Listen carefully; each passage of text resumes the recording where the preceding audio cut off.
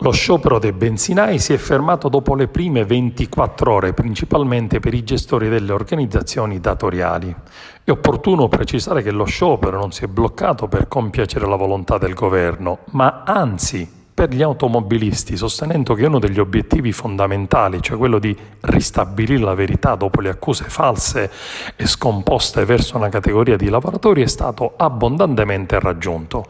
A dire il vero, il governo ha tentato fino alla fine di scongelare lo sciopero con il quarto incontro, ma senza arrivare alla soluzione.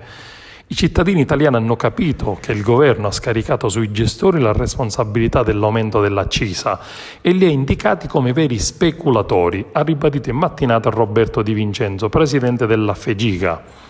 La chiusura dei distributori ha visto un'adesione dell'80-90% al netto delle precettazioni dei gestori diretti e qualche pompa bianca pari a 12-13 mila impianti sui 22 mila totali. Sulla revoca dello sciopero il ministro Urso ieri sera ha detto di essere soddisfatto per l'impegno continuo del governo a migliorare il testo del decreto legge che mantiene fisso il principio della trasparenza a beneficio sia dei consumatori che degli stessi gestori.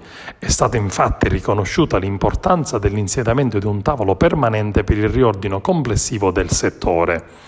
La mobilitazione rimane in piedi, hanno avvertito, fino all'esito dell'incontro fissato l'8 febbraio sulla riforma del settore, che include anche punti contestati, cioè l'esposizione del cartellone con il prezzo medio regionale dei carburanti e le sanzioni in caso di inadempienza.